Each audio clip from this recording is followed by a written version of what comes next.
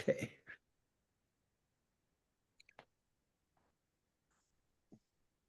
Did you have any announcements you wanted to make or anything, Joel, or should I just launch in? I think just go ahead. All right, awesome. Well, thank you all for having me today. My name is Dana Kelly, and I have served as the executive director of the Norwegian American Genealogical Center since 2019. I'll be celebrating my sixth anniversary there in about 2 weeks. And I've been researching my family for over 30 years now. So long before the internet, I remember when we had to write letters and make phone calls and actually go places. So I did do it the old fashioned way. And my love of family history led me to a Scandinavian Studies degree from UW-Madison, and then eventually to my position here at NAGC. And I've also served on the board of the Koshkonong Prairie Historical Society, our local historical society here, since 2009. And I've been on the board of our local genealogical society in Madison since 2020. So I that's a would little about my background. let me just jump in for a quick Oh, sure. second.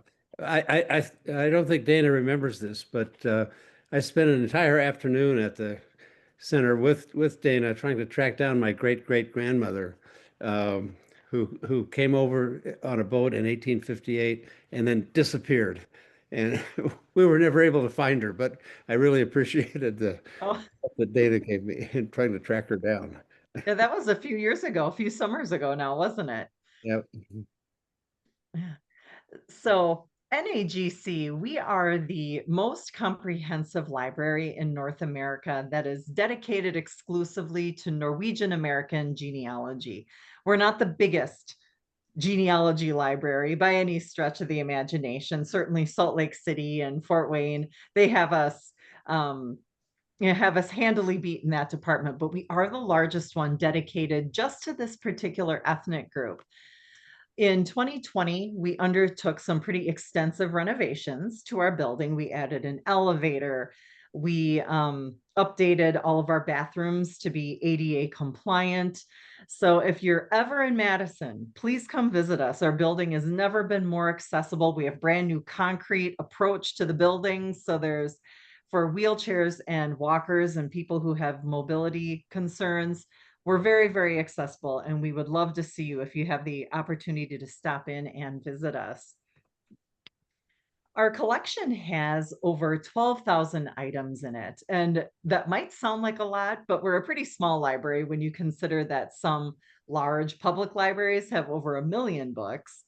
Um, but the main reason that people come to see us is our collection of Bygdebøker, which I will talk about a little bit later.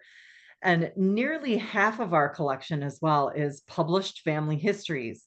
And these are books that have been donated to us by our members. It's people like you, people who have researched their family and then donated the finished work to us.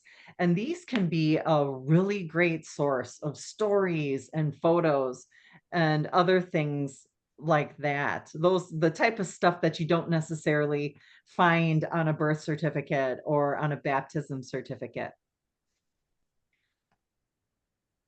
So our found a lot of the books that are on our shelves at NAGC are available from other libraries, but we do have some items that can't be found anywhere else. Our founder, Gerhard Naeseth, was compiling Norwegian immigration data long before we had Family Search or Ancestry or any of those other genealogy services that we all depend on so much now. He was going through passenger lists and the US Census and church records to create lists and indexes for Norwegian American family researchers. And a lot of those lists have been turned into searchable databases on our website.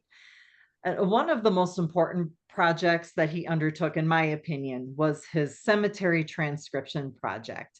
He would spend his summer vacation going through cemeteries and he transcribed the headstones. So I like to say he was find a grave for Norwegian American cemeteries long before there was ever such a thing as findagrave.com.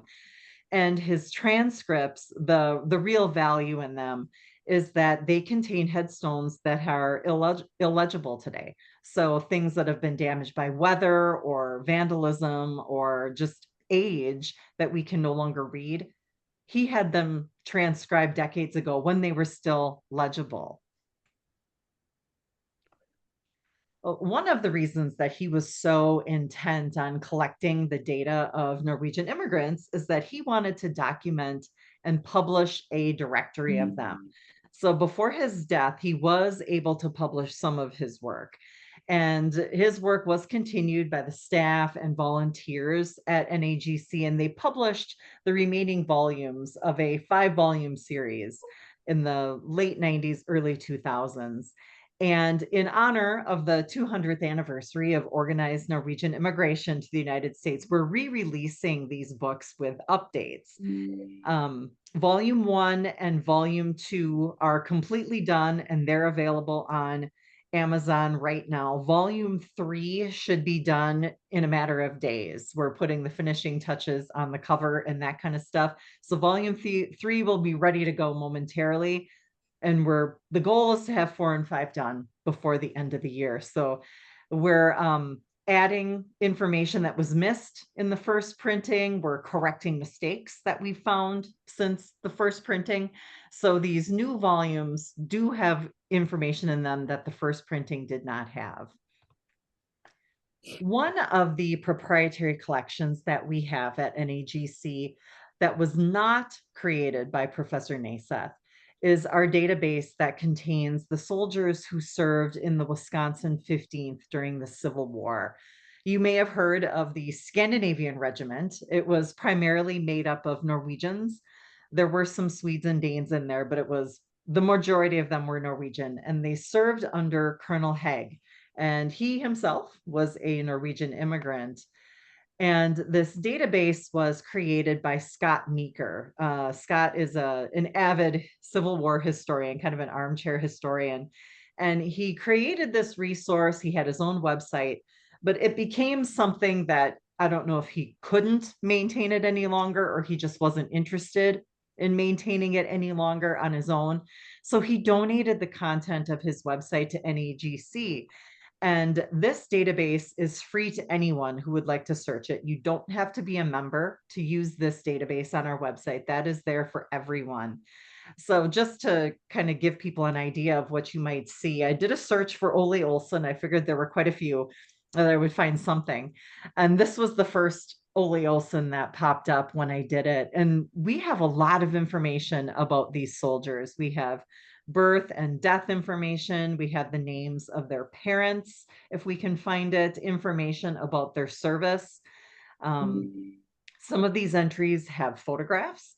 A lot of them have biographical information about what they did after they returned home from the war, including, marriage, children, business ventures, newspaper clippings, all sorts of stuff. And this is a growing resource.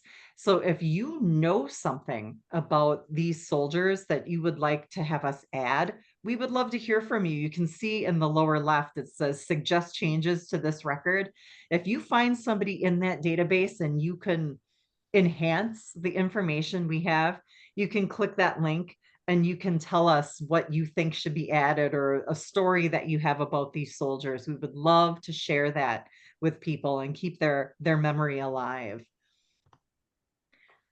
So a little bit about Norwegian genealogy that kind of ties into our collection here. There are some things that really set Norwegians apart from other ethnic groups in my mind, and that's the naming traditions, their attachment to agriculture, and their state church. And we kind of touched on that whole church thing just a few seconds ago before we formally started here.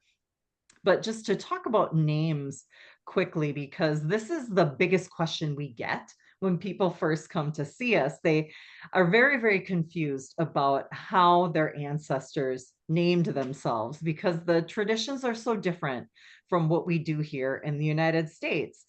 And the first part of a Norwegian name is pretty similar to what we do here in the United States. You get a first name from your parents, they assign you a name, and it remains with you generally for your entire life. So if we have a little family here with 2 parents and 2 children, just to keep it simple, they all have first names, and they're in Norway, though, names are sex specific. You don't have someone with a name like Dana where you hear it and you wonder, now is Dana male? Is Dana female? What is this? In Norway, when someone is named Lars, you know that person is male. And the second part of that Norwegian name is a patronymic. I'm sure a lot of you are familiar with this idea. This was also a permanent name. And what it was taking the father's first name and then adding son or daughter to the father's name. So if we go back to our family, if the father here, Mikkel, if his dad was named Lars, his name is Mikkel Larsen. And the wife, if her father was named Oli, she becomes Sigrid Ol's daughter. And the children are Mikkel's daughter and Mikkel's son because their father is Mikkel. So everyone in this family has a different patronymic name. The children have different patronymics because they're different sexes. And the parents and the kids have different patronymic names because all of their fathers have different first names. So having the same patronymic doesn't necessarily mean people are related.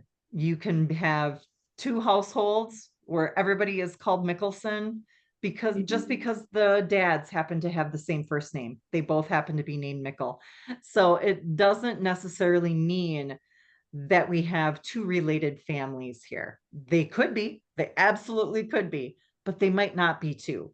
So we have to keep that in mind. And then the third part, which I think is what really confuses people the most, is this idea of a farm name. And this is actually more of an address because it changed every time somebody moved. So if we look at our family here again, if they're all living on the same farm, they will use the same farm name. So just for the sake of argument, I decided they lived on the Vik farm. The children are not using the name Vik because their father does. They're using the name Vik because that's where they live. Sigrid isn't using the name Vik because she's married to a man using that name. It's because they're living on that farm. They're all using that name because they live there. If they move as a family, they will use a new farm name. If Lars moves away, he will use a different farm name. If they get a housekeeper, someone who's completely unrelated to them comes and lives with them, she'll start using the name Vik. So having the same farm name doesn't necessarily mean people are related either. That second family here, if they're using the name Vik, maybe that means that they have 2 separate households on the Vik farm. Or maybe it means that they live on 2 different Vik farms on opposite sides of the country.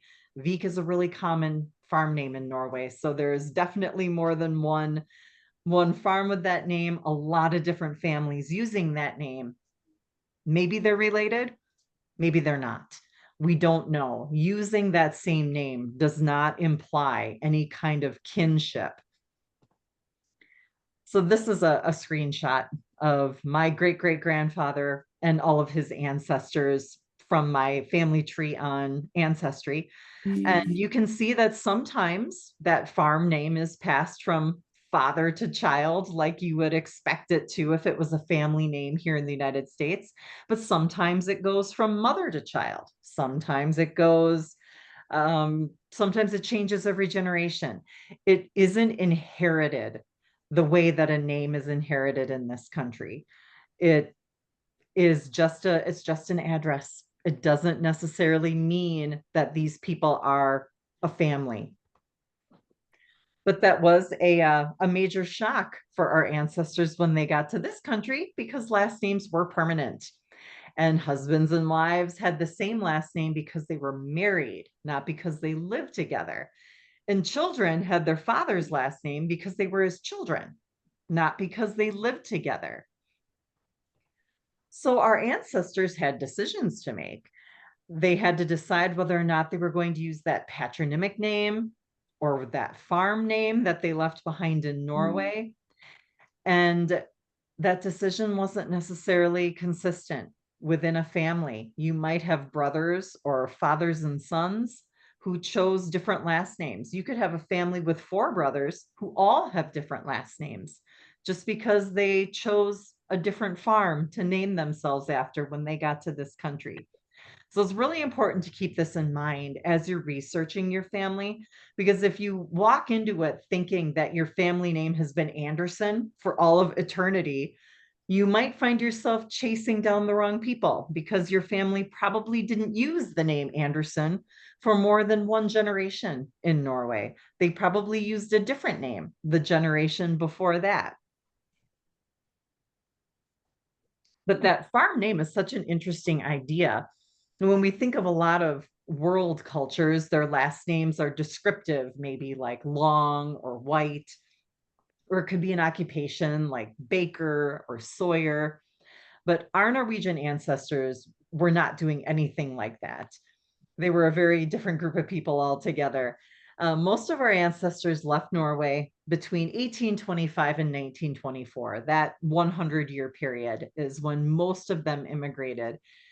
The country was very rural. The economy was almost completely dependent on agriculture. And when they did the census in 1865, 75% of Norwegians were living in an agriculture rural area. So calling yourself farmer wouldn't be very descriptive. Everybody was a farmer.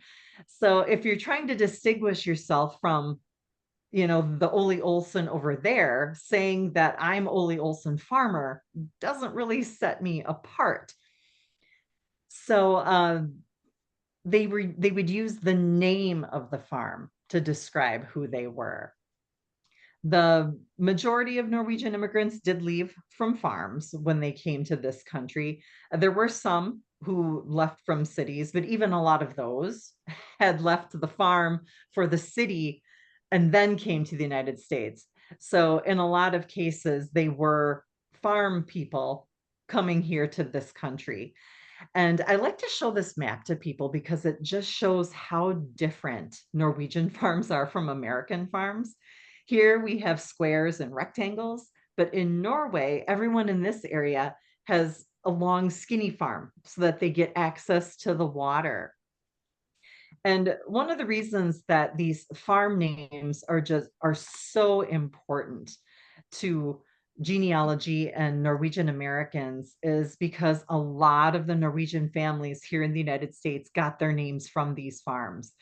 The names of farms in Norway are literally centuries old. Some of these go back 800 or 900 years. They have been called the same thing since the Viking era. And I'm not even exaggerating. Some of them are that old.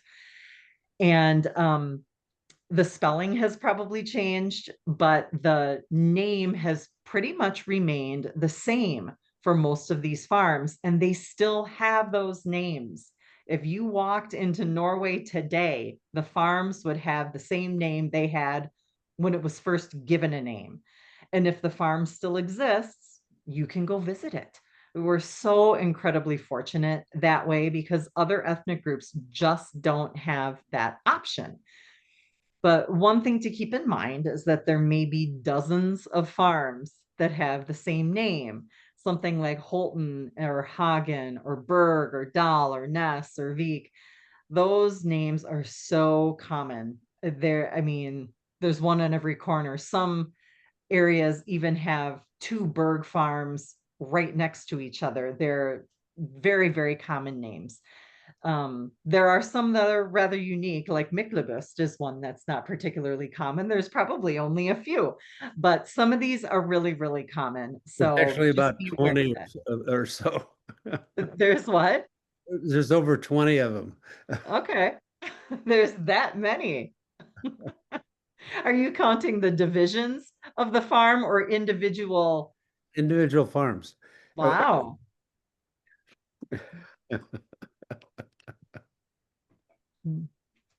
So traditionally, the land was farmed by a family unit, but the oldest son had the right of first refusal when it came to farming the land after his parents.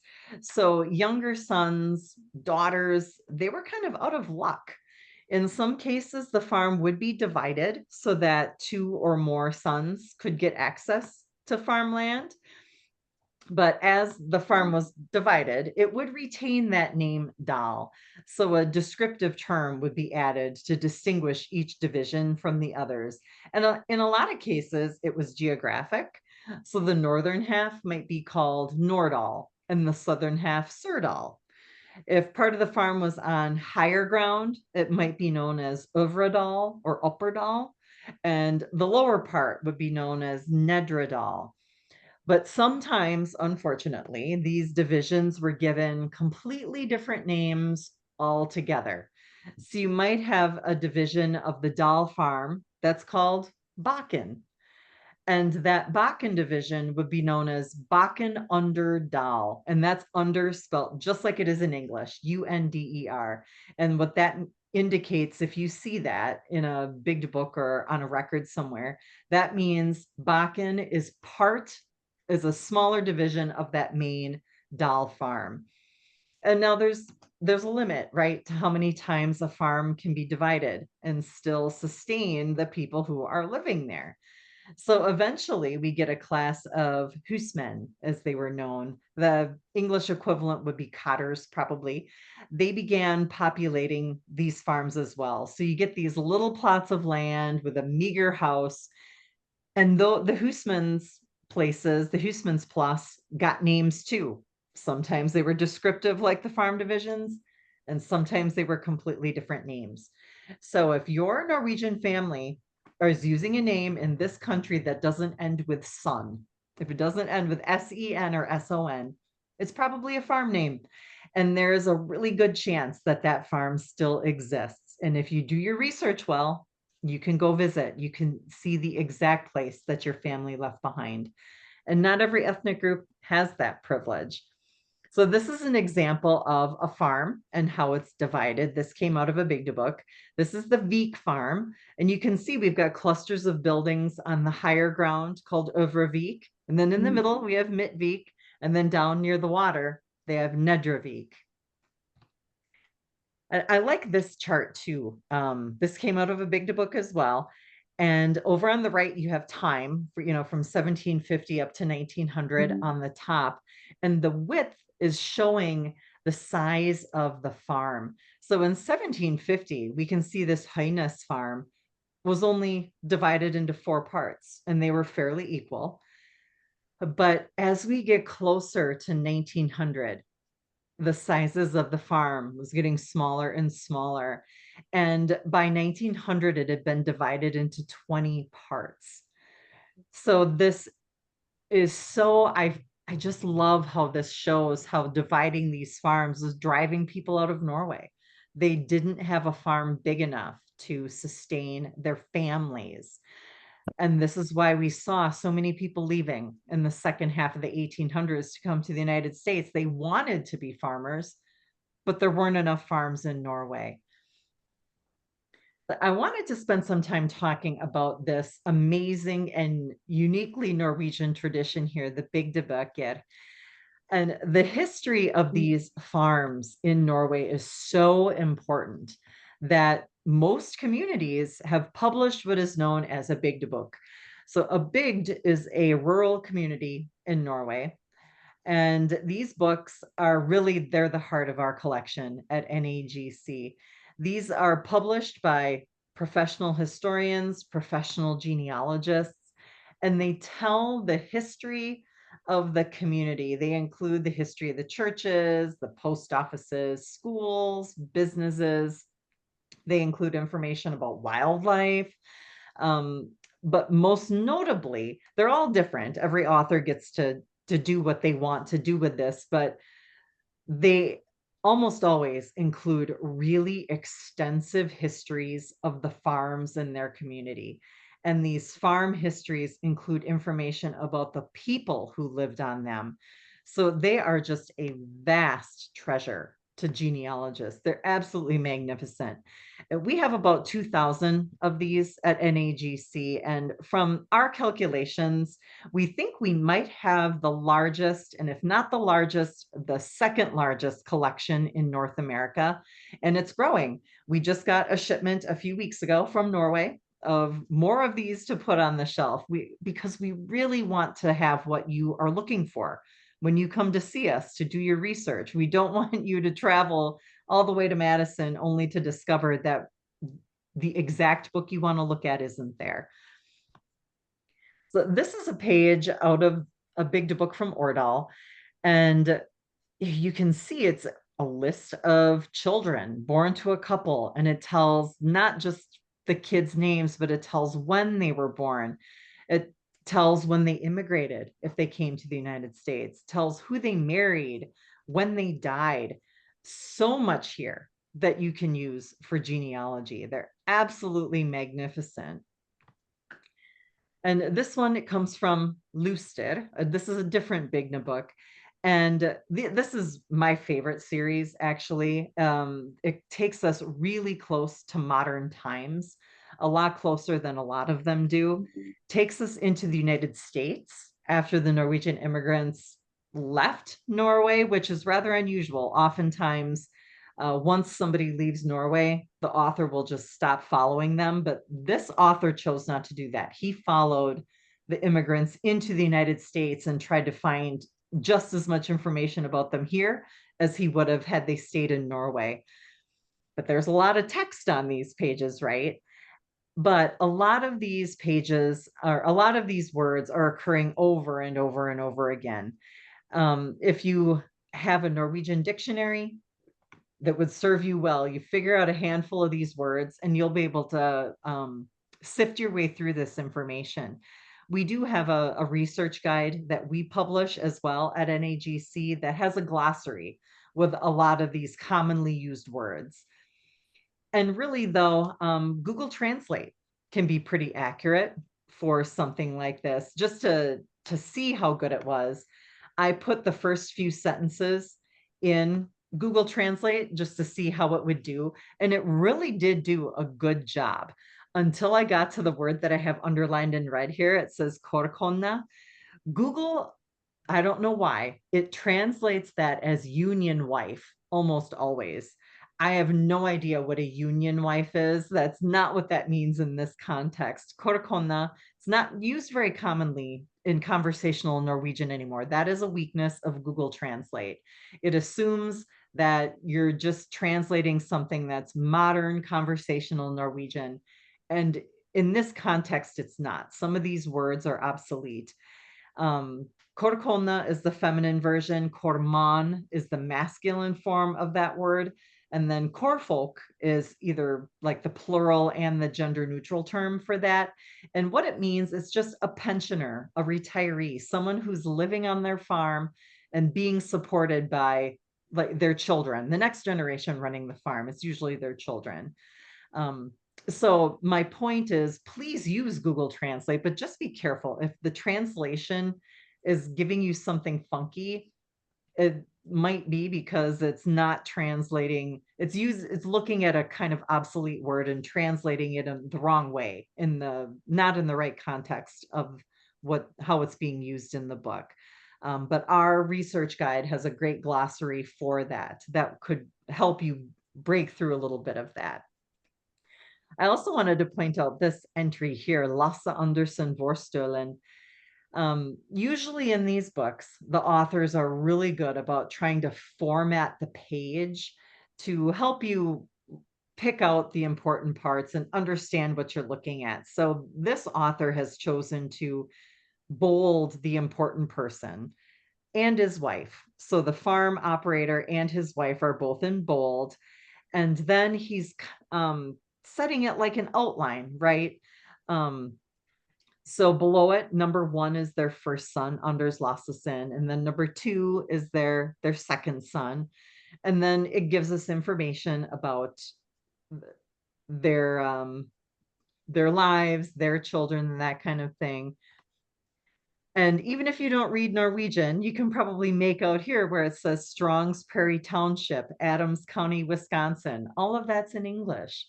And then the outline continues under Ole here with lowercase letters A, B, and C. Those are his children, Christian Olsen, Lasse Olsen, and Eric Olsen.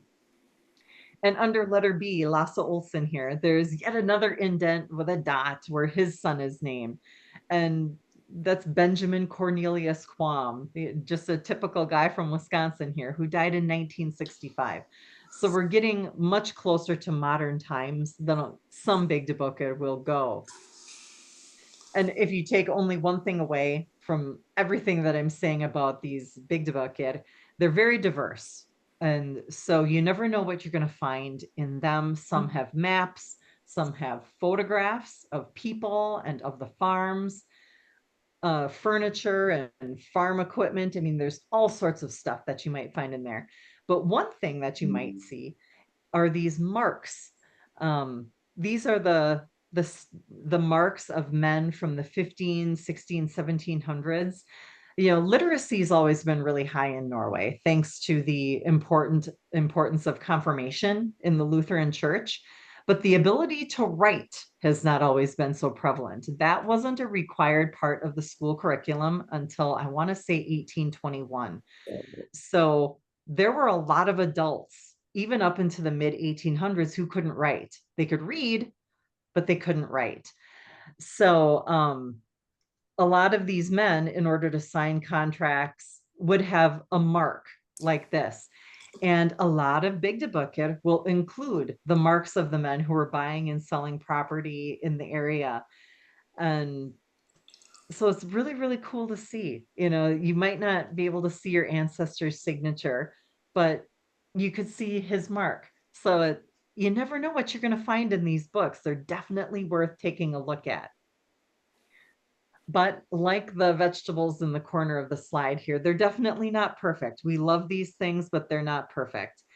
And much to everyone's frustration, including mine, not every community has written one. And so I apologize to you if your ancestors are from Jevnaker or Gran. There is no Bygdebøk for that area. And they're only done in rural areas. So if your ancestors were living in a big city like Bergen or Oslo, there's a real chance that your family might not be in a Bygdebøk. And they're not written in the same style. Every author gets to decide how he wants to do this, how she wants to do this. So they're all different. And just when you get the hang of one book, you'll move into another one and it'll be organized in a completely different way. It'll have a different numbering system, a different way of presenting the information. But at NAGC, we're pretty comfortable with these. We look at them every day. We've seen all sorts of them. So if you're struggling to figure out how they're organized, let us help you. We've been deciphering these for a long time, have a lot of practice. They are also all written in Norwegian. Very few of these have been translated into English. And they are probably not online, although there are a few. The Voxdal Bygdebøk is completely online. They don't print it any longer. They just update the Historical Society website, and that is their Bygdebøk. So there are a few, but more than likely, you will probably have to find a physical copy in order to use it. And they are, like I said, researched by professional historians, professional genealogists, and they are generally pretty accurate, but we find mistakes and we find them on a pretty regular basis. They're usually, if I had to characterize the mistakes that we find, it's usually omissions. So it's maybe the author is he misses the second wife, gets the first wife, but misses the second wife to somebody, or will only name the children who were born in this particular parish. So maybe the oldest two children who were born somewhere else don't get mentioned in the book. But sometimes they are substantive. Sometimes the mistakes are rather serious, like the wrong child being attached to the wrong parents, or the wrong husband being attached to a wife. So it is very, very important to double check, to try to verify that what you're seeing in the book is accurate. If you're thinking that using these books sounds great, but you would like a little more guidance, we do have a class that we offer, and we do it all online. You don't have to come to us in Madison to take advantage of that, but we do have a class that walks through using a Big Book for genealogy and some tips for searching in them. There are quite a few libraries actually in the US who have a pretty sizable collection of Big Book, and their card catalogs can all be searched online. Some of them do participate in interlibrary loan and may be willing to circulate parts of their collection, to your local library. But most of the really good Big Book collections are colleges and universities, and a lot of them do have restrictions about the public using the collection. There might be only certain hours when the public is able to go in there, because they generally, their responsibilities to the students and the faculty, not to the rest of us. So you should definitely check their websites before you go visit them, or try to take advantage of their resources. But there are also smaller libraries too that have Big Book collections, especially if that library is in an area that was heavily settled by Norwegian immigrants. I know in Coon Valley, Wisconsin, at Norskadalen, they have a pretty good collection of Big Book in their library. And there are some uh, libraries and retirement destinations that have them because Midwesterners retire down, say, in Arizona or in Florida, and they downsize during their snowbird years and donate the Big Books that they have to the library where they're living now. So it's always worth checking, like on WorldCat and other places, to see who might have the Big Book that you're trying to find. So how would you double check if you suspect there was a mistake in that Big Book? Well, the church records, that is where you would go to find that information.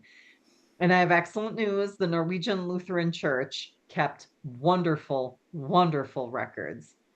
Lutheranism was introduced in Norway in 1537, with the Protestant Reformation.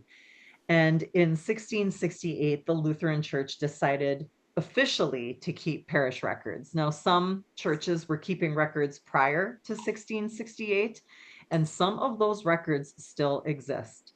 We don't see anything prior to the Protestant Reformation. The Catholic records prior to that really don't exist in Norway any longer. But most parishes do have surviving records that go back to the early 1700s. And this is what we're using for genealogical research in Norway. They honestly, I would say this record keeping business of the church is what I love best about specializing in Norwegian research. The records are so accessible, they're so complete. It's absolutely wonderful. We're so lucky. The Norwegian Lutheran Church was the official vital statistics department for Norway up until the early 2000s, 2012, 2014, right in there is when all of that changed. So baptisms, marriages, confirmations, deaths, all of this stuff was being recorded by the pastor in the church at the congregational level. They even kept records of who was moving in and out of their church. And these records, I can't say it often enough, they're just a treasure. They are absolutely wonderful. We have them on microfilm over at NAGC. And this happens to be a baptism register that I just grabbed to put on the slide from 1855.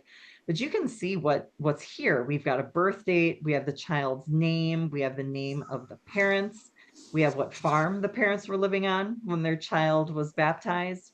We know whether or not the parents were married. And the good news about that, children born out of wedlock were baptized. The father is almost always named. He almost always claimed his child. And even if he didn't, the alleged father is still given. They'll say that. They will say the alleged father is so and so. So you know that this is being contested a little bit. But we're so fortunate. An illegitimate birth isn't a dead end in genealogy. If you're Norwegian, that information is still recorded. Norway did live in relative peace Even during World War II, when Norway was occupied by the Nazis, they weren't burning churches, they weren't destroying church records. So odds are your Norwegian family can probably be traced through church records 300 years into the past, I would guess, if not farther. So when someone tells me that they've traced their Norwegian ancestors back to the early 1600s, I don't roll my eyes and say, yeah, sure. I believe them because it's possible. It is possible to do that. And I'm happy to report that you don't necessarily have to use NAGC's microfilm to look at these records. You actually can view them for free on the Norwegian Digital Archives website. They have a free website for us where we can take a look at these, and you can save, you can print, you can do whatever you want with those records as long as they're old enough to be accessed. They do have restrictions on more recent records. Certainly people who they expect to be living, you're not going to have access to them. But for things that are 100 years old or better, they're all right there. You can take a look at them right on the Digital Archives website. I could spend another day talking about the digital archives. And it's the holy grail for Norwegian genealogical research. They have scanned images of baptism, confirmation, marriage, burial records, anything that the church was involved in. They have records and they have them on their website. They have every Norwegian census that's available to the public, all the way up to 1920. That's the most recent one that we can see. They have immigration lists. Most of those are from more recent years, like after 1900, but they have them. They have court records. The most useful ones in the court collection are probably their probate records, I would say. It is fantastic. It really is. It's a wonderful website, but it isn't always easy to use. Most of the records, unfortunately, have not been indexed, which means that in order to use the website effectively, you need to have an idea of where and when that event took place, and then be willing to basically page through the church books to look for the record. So there's that expression, things can be fast, good, and free, pick two. Well, the digital archives are good and they're free, but they're not fast. It takes a lot of patience to use this website sometimes. They do have an internal search function, but it is a little temperamental. So if you try searching for something and you struggle, it's not you, it's them. And I mean that wholeheartedly. It's not you, it's the website. And we also at NAGC have a class that's dedicated to this website because it isn't the easiest thing to use. And they've been making some changes to it in the last year. In my opinion, those changes have been good. They've made the website easier to use. But if you haven't used it in a while and you go in there today, it's going to look very, very different from the last time you were there and might take a little poking around to get familiar with how they've organized it now. But I would say on the whole, all of the changes they made have been a step in the right direction. Now, because Norwegian genealogy has some unique aspects to it, the staff of NAGC has created some resources for you. One of them is our research guide. I've mentioned that a couple times today. You can get it directly from us. You can get it from Amazon. We've got information in here about using the Digital Archives website. We talk about other, all sorts of stuff in there about using uh, doing Norwegian genealogical research, the other websites to try. Like I said, we have a glossary in there of commonly used Norwegian words that you might want to check out. So this would be something that could maybe help you with on your search for your ancestors. We also have a YouTube channel. You can watch presentations by our previous researcher, Jerry Paulson. He recorded several things while he was still working for NAGC. I've got a couple on there too. Generally, these are genealogy how-tos. They're all free, so feel free to check those out when you have a minute.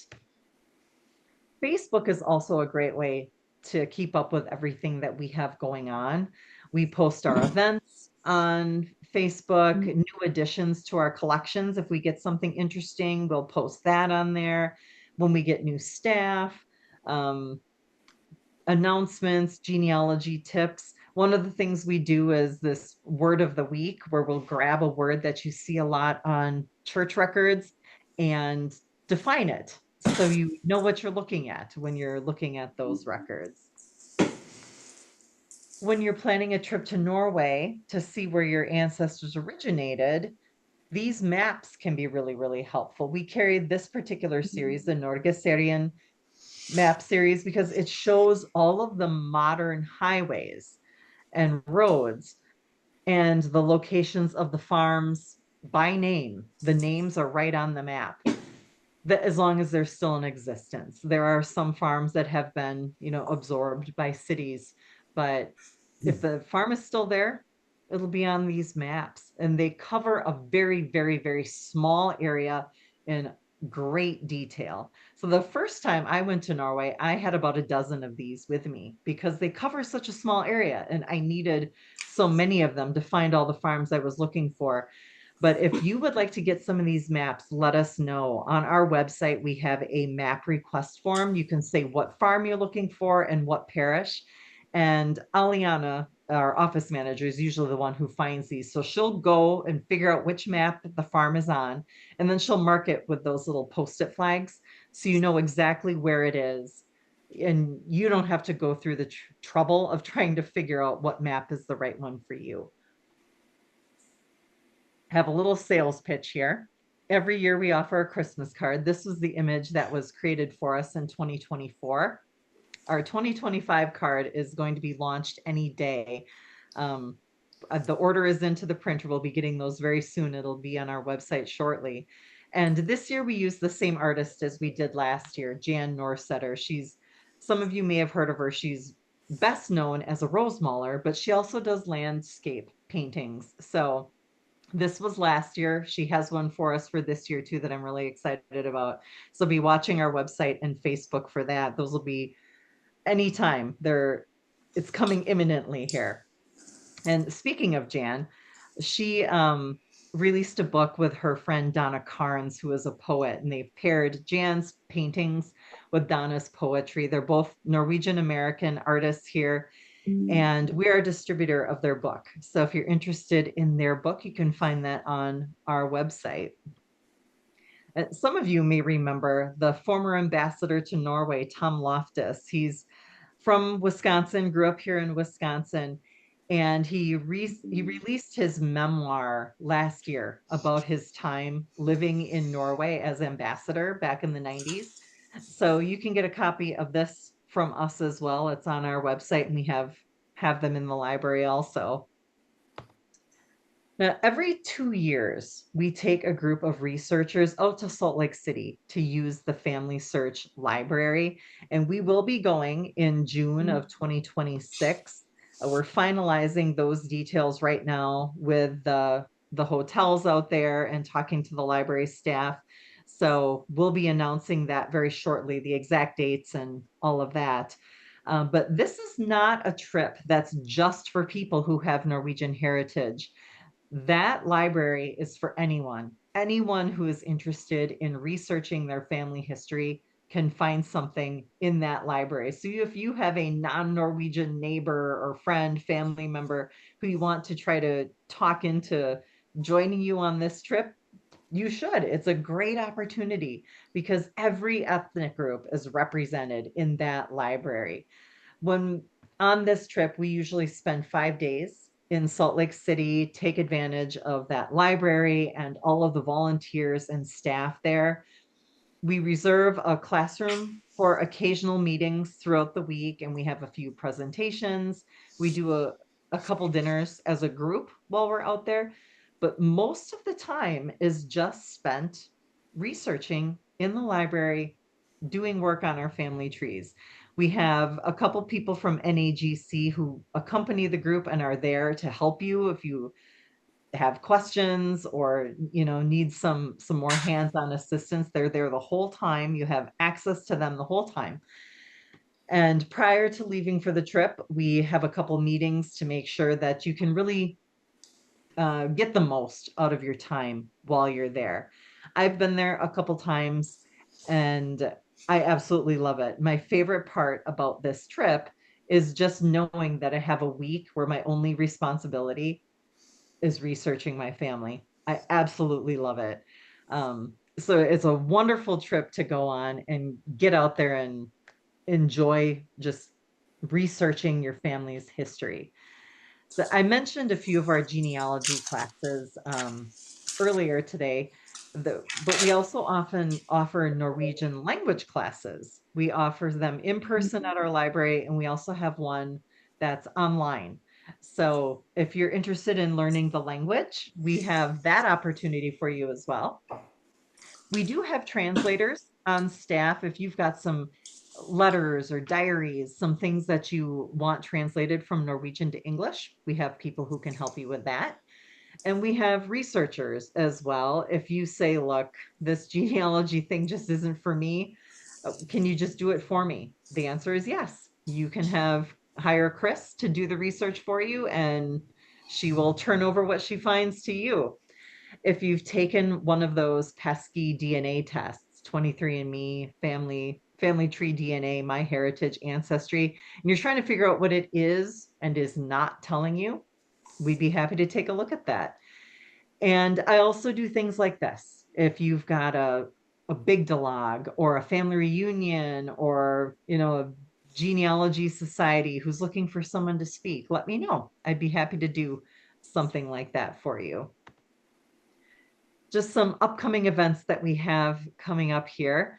We have a webinar from Wenche Broughton. She's one of our translators. She'll be talking about the National Romanticism movement in Norway in the second half of the 1800s. That's coming up on July 30th. You can register for that on our website.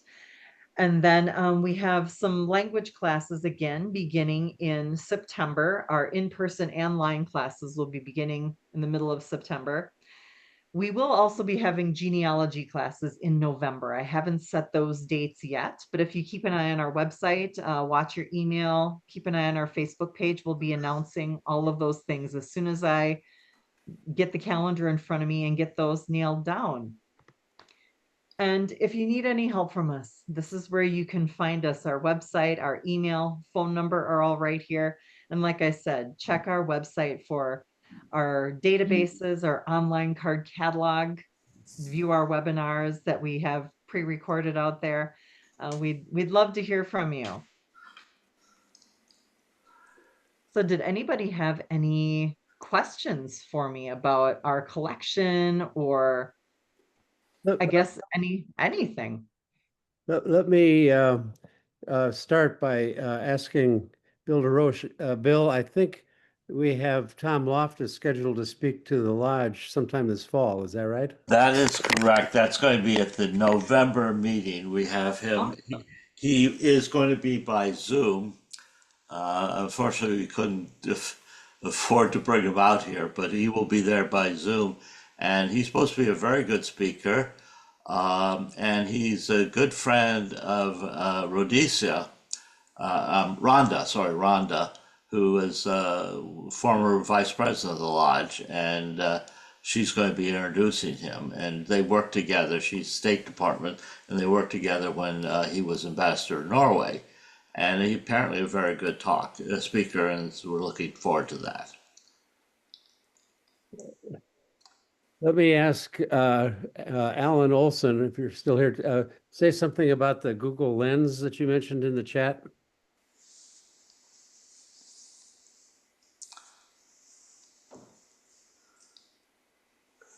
Alan? Oh, there. I was trying to figure out how to unmute myself. I'm on my phone.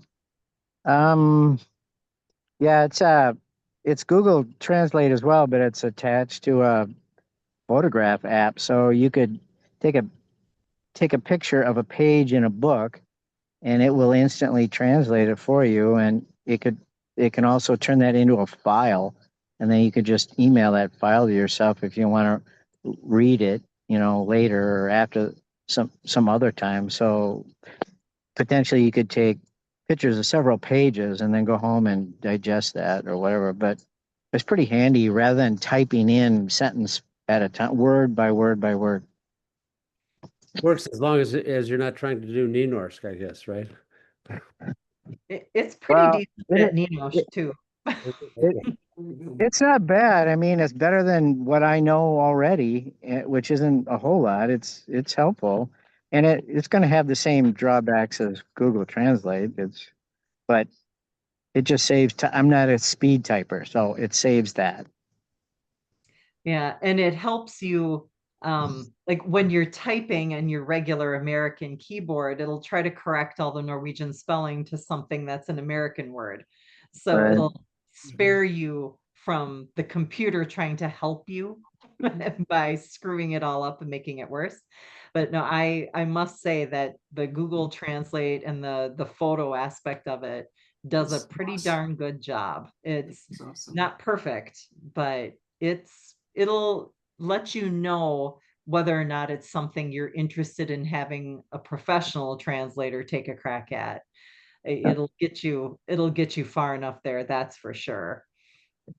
One handy tip about using that um, is use pieces of blank paper or napkins or something like that and mask off the text on a page that you are not interested in. So you're just allowing your phone camera to see only the paragraph or limit it at least, because it's going to try and translate everything that's in the viewer. So it's helpful if you can mask off some of that stuff that you really don't care about. And it can do handwriting too. I mean, Yeah. not all handwriting, but I tried it. I just wrote something myself with, in Norwegian and thought, is it going to be able to read this? And it could read my handwriting. So if the handwriting is okay, it can read that too. And some of the old typeface. Oh, yes, like the King James Bible. I have Well, I was just thinking the older the Gothic script. Gothic Yeah. script. Yeah. Yeah, Google can read that. So yeah, I even use it when it's in English sometimes because I hate that font. I can't read it, but Google can read it and get it into a font I can read. I've been pretty successful. This is responding to a message from Troy. Are you still here, Troy? On the chat. I've been pretty successful buying Big to books, and they're actually not that expensive most of the time. Pay a little bit to get it shipped from Norway. Yeah, But the shipping can be as much as the book sometimes or more. Yeah. But sometimes this is your only way of accessing these books without a trip to the library at least. so you Yes. mentioned antiquevariate.net, right? Yeah, auntie. And also a lot of places in Norway don't necessarily take credit cards. That's one thing that we found when we're trying to buy books for our library is we have to wire the money. So not only do we have to pay this ridiculous shipping, we also have to pay a $60 wiring fee from our bank to do an international wire transfer. So right now we're getting a free book that's costing us over $100. This little community historical society in Norway is giving us a big book, but in order to get it, we had to pay over $100 in shipping and bank fees. So that's why we always get many at a time. We'll work with one bookseller who will send us 40 books at a time so that we can save some of these other costs, because getting them here is sometimes more expensive than the book, like Troy said. You need to find somebody that's going on vacation in Norway so they can bring it back for you. Right. Or somebody with a Norwegian bank account so that they can pay for it and then we can just give them a check. Dana, I have a question about farm names. I mean, I understand that, the naming that's sort of at the place they're at, but it seems to me I have looked at some, I'm trying to remember if they were death records or something like that.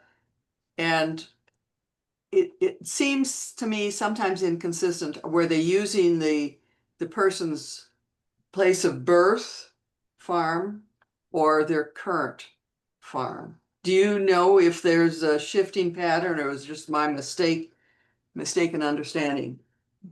Usually the church records, when they record the farm where the person was living when that event took place.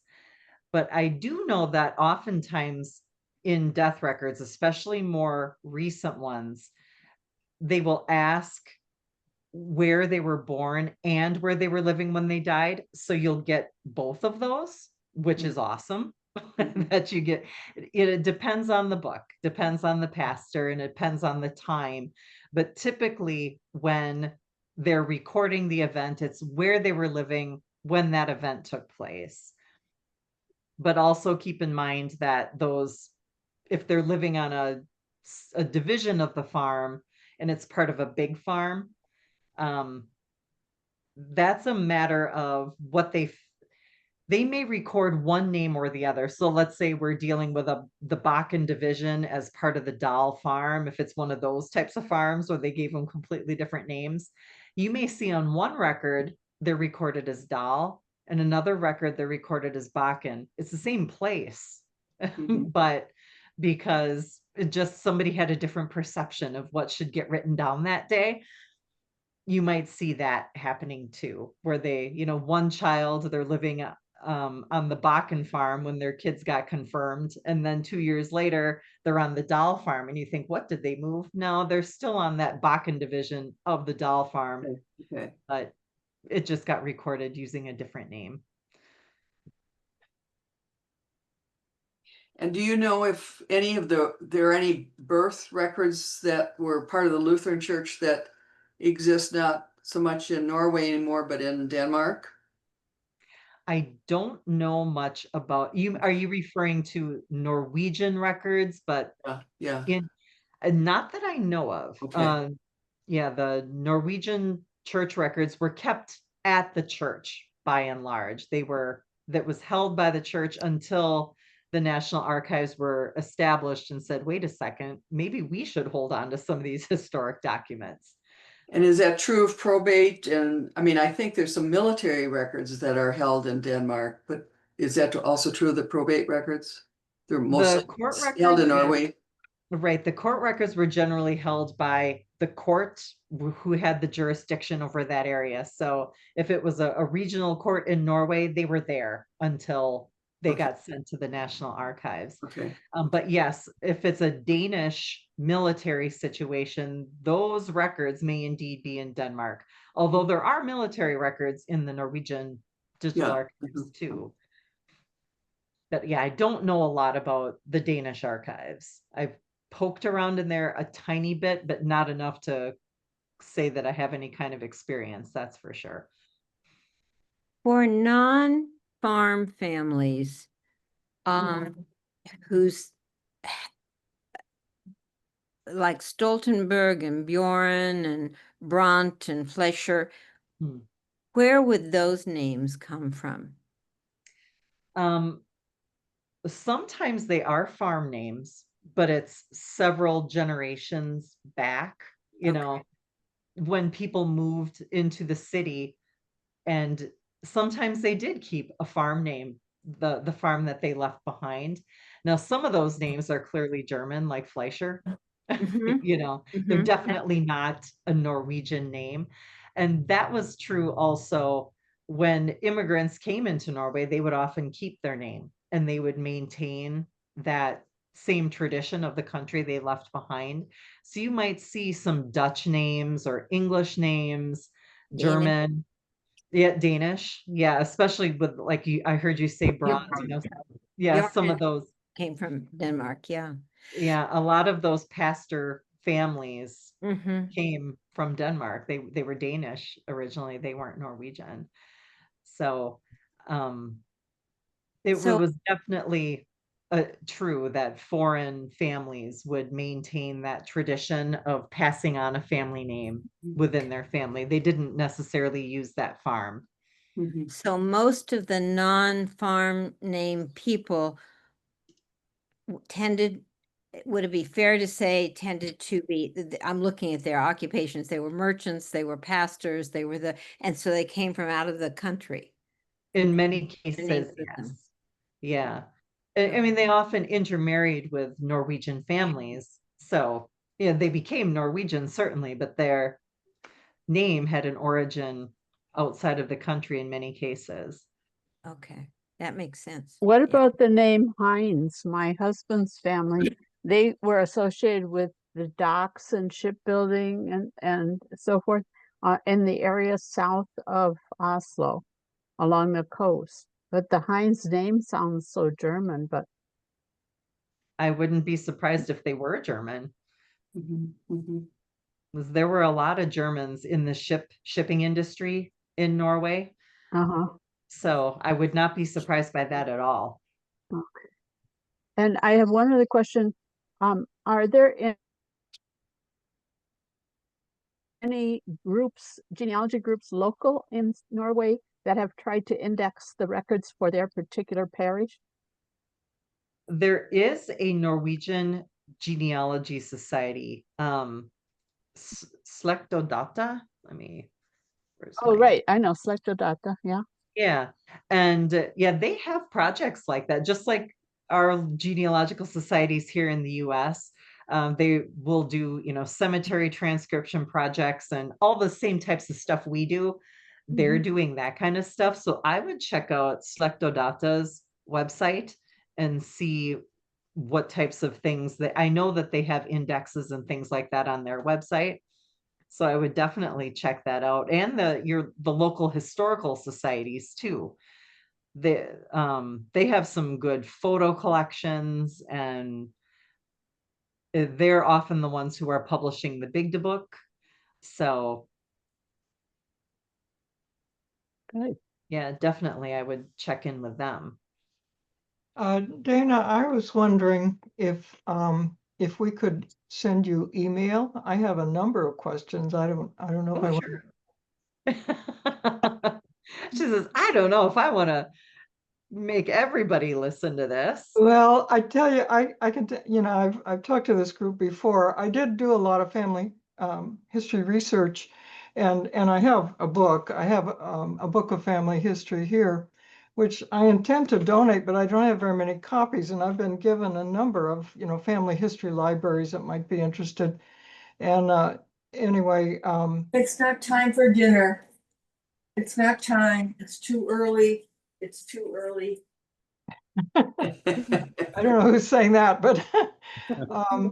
but anyway, I have some other books, like a book that was written by my great grandfather that includes the story of his wife and her family who came from Norway. He came from Scotland, and I wondered if you'd be interested in a book like that. And then I have some little World War I diaries from my father, who was in France during World War I, and his parents were Norwegian immigrants, both of them. So those are some things I'm wondering, where I should donate these if my family doesn't want to continue keeping them after I'm gone. Well, definitely, family histories, we always welcome those at NAGC, whether they're in English or Norwegian. We love, compiled family books. And now the diaries, that I would actually suggest contacting the Norwegian American Historical Association, NAHA, in Northfield. Yeah. We're a library, so we don't have the special climate controlled archival storage. We have shelves and a furnace and an air conditioner. So things that really deserve proper archival storage, I like a diary, an original handwritten diary. I always refer people to NAHA for that, because they will be able to protect it better from deterioration.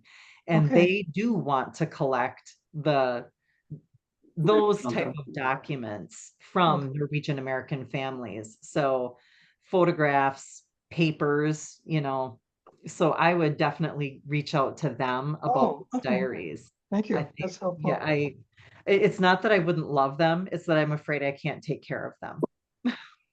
But for your library, well, another book I have is when I took my great-grandfather, Scottish great-grandfather's family history, and I updated it with a lot of footnotes and did, research on things he referred to. As I said, he does talk about his wife who came from Norway, but that's a small part of the book. Would you be interested in that book? It's a family history. Yeah. Yeah, as long as there's some Norwegian in there. Okay.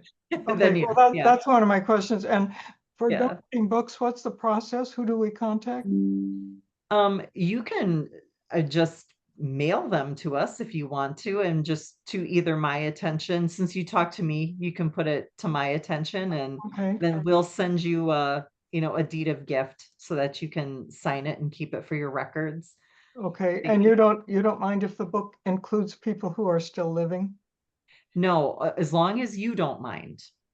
Well, I don't know whether I'd have to check with each person, but it's just my immediate family. So I'm, Right. in fact, some of them have died since I wrote it. So I don't think there would be any problem. But I know when I did talk to someone from the Library of Congress, they said that they do not accept anything that includes people still living. Yeah, no, we don't have a policy against that. Back in the 80s, no one even worried about that.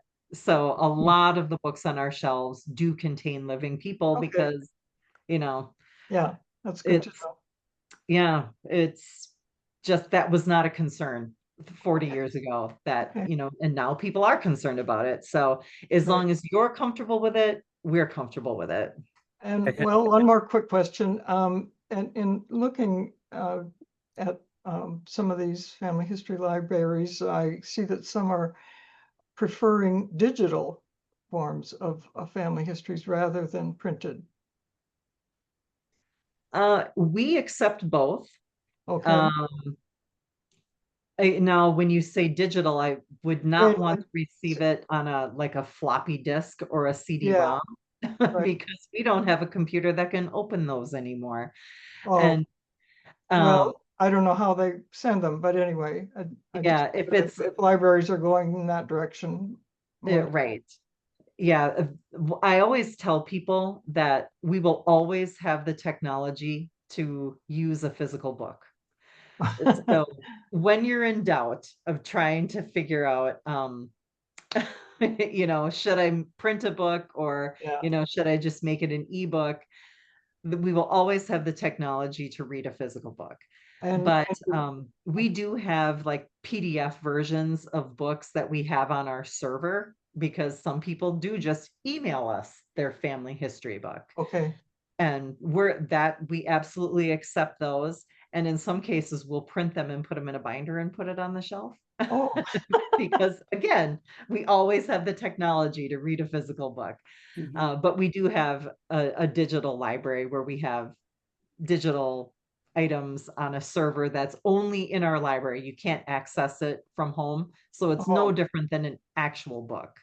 We okay. don't distribute it widely in that way. It's just on a dedicated computer, you can come in and you can see it there. So however it works for you, we are happy to take it either way. I have a quick comment. A few years ago, part of my family background is the Hoverstein family, and I contacted somebody who was connected with them, and they came back and said, "Oh, we looked you up in the blue book." And I said, "What blue book?" So I went to the NAGC, and the blue book is there, and I found myself in the blue book. So there are living people in the blue book. There's a comment here from Troy.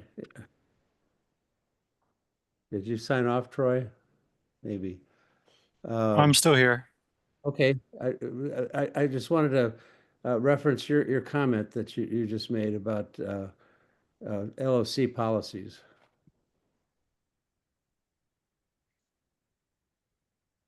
What about it? I just thought you'd like to express your Oh, yeah. Sure. So, yeah, I wasn't aware of the policy about not accepting family histories with living people. But we generally welcome donations and don't assume just because we're the Library of Congress that we have your book, especially if it's a small print run or independently published. And so we do not have every book published in the United States. And it's best if you write to me first at tsmith@loc.gov and let me know what you're considering donating, and I can check it against the catalog and see if there's a place for your donation in the collections. Thank you. Do either Dana or Troy, do you know if there's I have limited run copies. I've got 5 left of family history that was published in the about 1980s. I got 5 copies left, and I'm just trying to figure out how to get it to places that I think would have value, because it went over an extended family and many branches. I've tried doing some research and tried to get it scanned someplace and as is or reprinted. Do you have any suggestions or any place that how to best get it in many places in terms of circulation? Do you hold the copyright to it? Are you the We author? never copyrighted. There's another author and I that we did it, and he died a number of years ago. But it does have, it has many generations in it, and so it included like my children's generation. Probably some of the youngest ones that were in there were, infants, and so they're in the 80s. So what would they be? 40 Right. years old or something. Yeah. But they, many people are still living. Sure.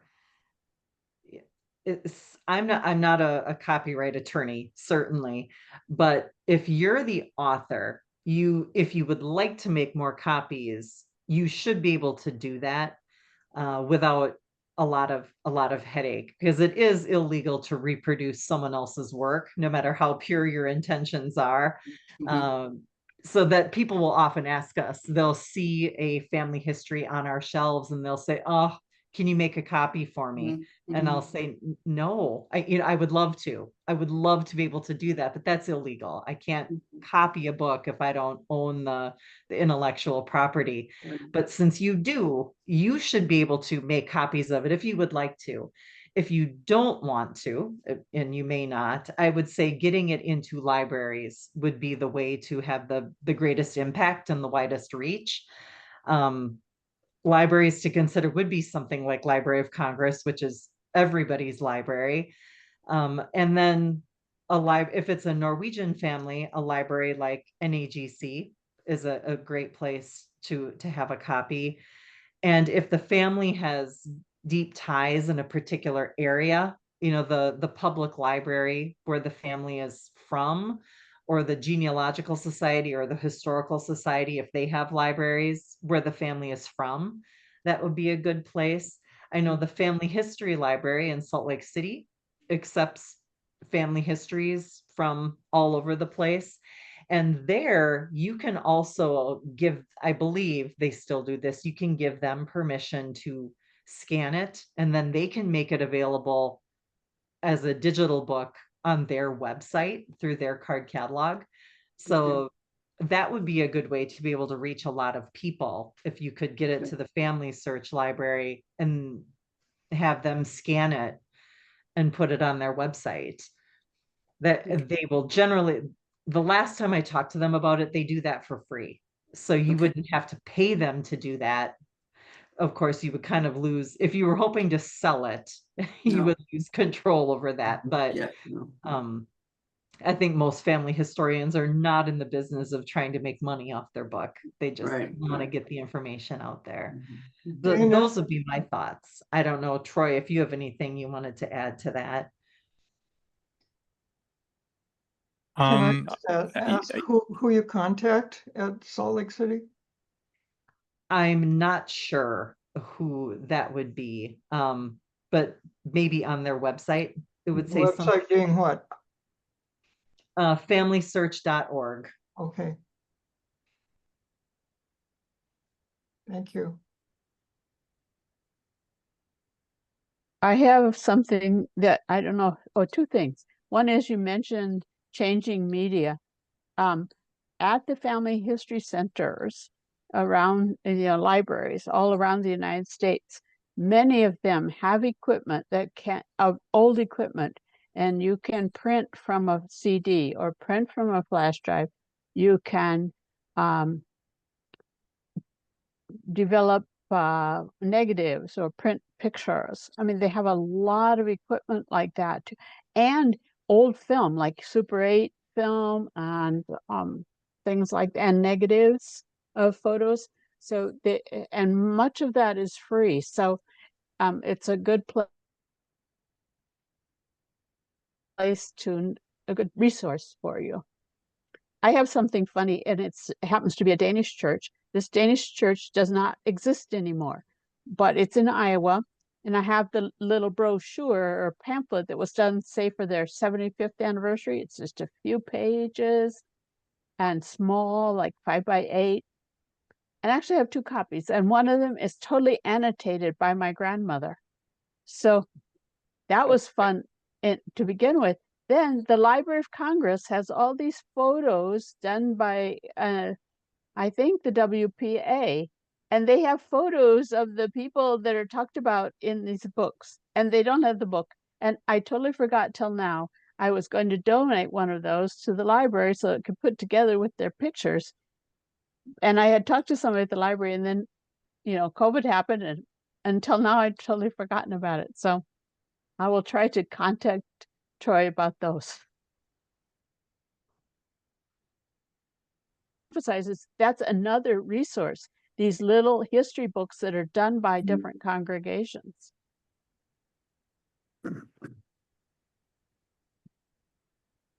Thank you for reminding us about libraries having great technology. Public libraries can often convert your VHS tapes to, a more accessible format. So yes, I know the public library near us in Madison, we did that with some videotapes and got it so we could put things on YouTube, old videos on YouTube. So a lot of great resources at your public library.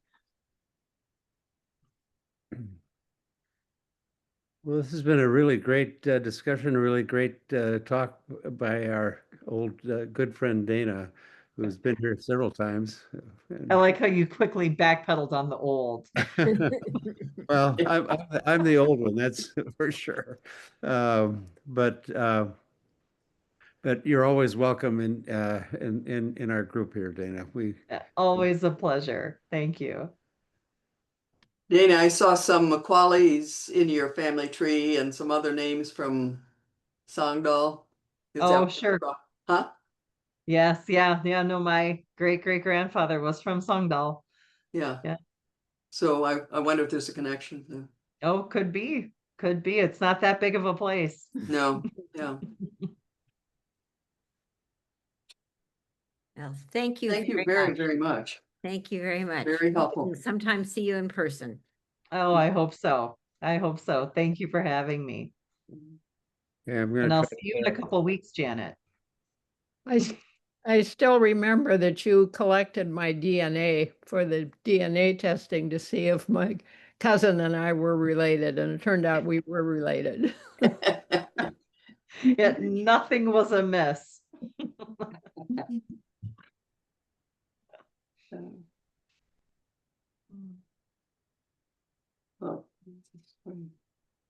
See you next month. Hi all. I'm still copying addresses here. Yeah, I think I can send out the chat if Okay. Thank you very much. I really appreciate it. Thank you, Joel, for always arranging this. Yes, thank you for having me, everyone.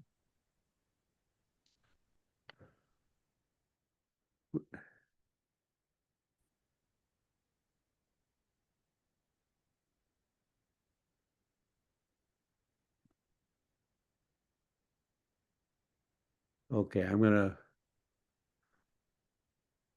stop recording.